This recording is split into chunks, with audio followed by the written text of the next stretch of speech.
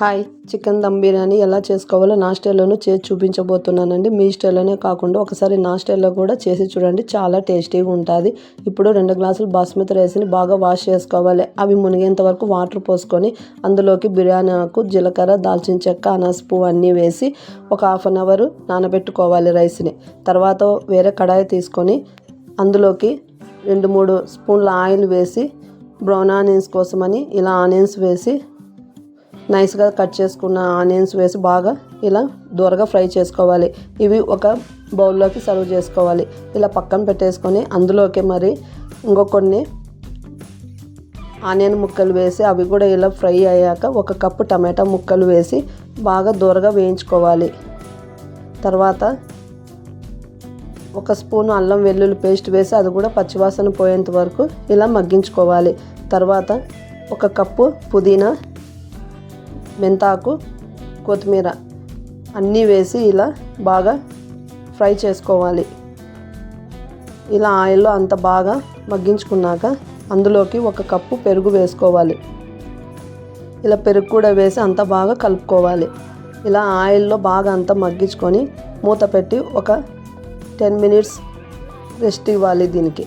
ఇలా ఆయిల్ బాగా తేలేంత వరకు మూత పెట్టేసుకొని తర్వాత అందులోకి ఒక హాఫ్ కేజీ చికెన్ బాగా వాష్ చేసుకొని అందులోకి వేసుకుంటున్నానండి. ఇందులో వాటర్ వేయకూడదండి. చికెన్లో వచ్చే వాటర్తోనే మనం బిర్యానీ చేసుకోవాలి. అసలు వాటరే వేయకూడదు, అప్పుడే బిర్యానీ టేస్టీగా ఉంటుందండి. వాటర్ వేసి సప్పగా అయిపోతుంది.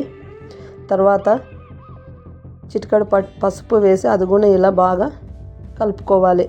ఇలా ఆయిల్లోనే బాగా మగ్గించుకున్నాక చికెన్ ఇలానే ఉడికించుకోవాలి. ఆయిల్లోనే తక్కువ మంట పెట్టి చికెన్ బాగా ఉడికించుకున్నాక తర్వాత ఇప్పుడు రైస్ మనం నానబెట్టుకున్న దాన్ని ఉడికించుకోవాలి.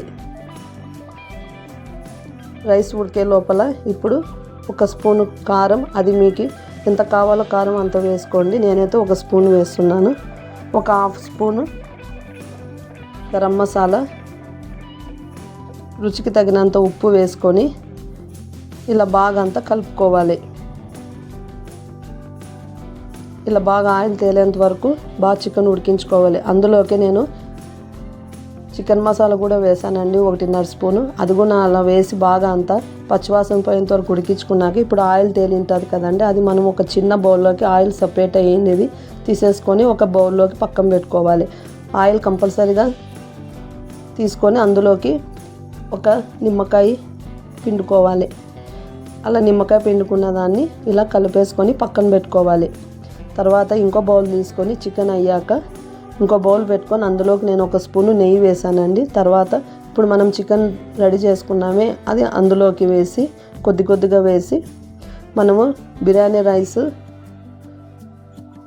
ఇలా పొడిగా ఉడికించుకోవాలి. ఇలా పొడిగా ఉడికించుకున్న రైస్ని ఇలా స్టెప్ బై స్టెప్ వేసి అంతా బాగా స్ప్రెడ్ చేసుకోవాలి. తర్వాత నేను ఒక 2-3 స్పూన్ల నెయ్యి తీసుకొని అందులోకి పసుపు వేసానండి.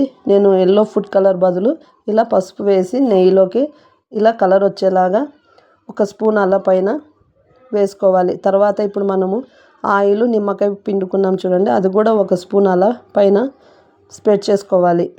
తర్వాత చపాతీ ప్యాన్ తీసుకొని అది దానిపైన దమ్ చేసుకోవాలండి. ఇప్పుడు బ్రౌన్ ఆనియన్ కూడా వేసి ఇలా కొద్దిగా బ్రౌన్ ఆనియన్స్ కూడా వేసాక మిగిలిన చికెన్ కూడా అంతా వేసేసి స్టెప్ బై స్టెప్ రైస్ వేసుకుంటూ సేమ్ ప్రాసెస్లోనే అంతా బాగా మగ్గించుకోవాలి.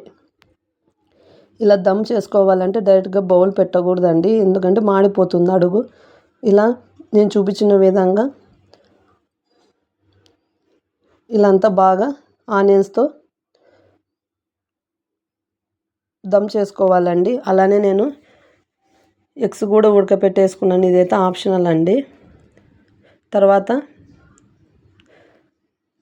సిల్వర్ ఫాయిల్ని వేసి అంతా బాగా కవర్ చేసుకోవాలి.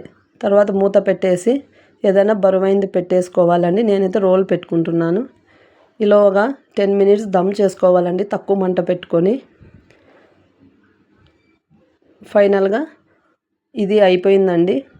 ఒకసారి చూద్దాం ఎలా వచ్చిందో. ఇలా అంతా బాగా పొడిగా లోపల వాటర్ ఏమన్నా ఉన్నా ఆవిరైపోతుందండి ఇలా దమ్ చేసుకోవడం వల్ల. అంతేనండి, ఎంతో టేస్టీ అయిన చికెన్ దమ్ బిర్యానీ రెడీ. మీరు కూడా ఒకసారి ట్రై చేయండి. బాయ్.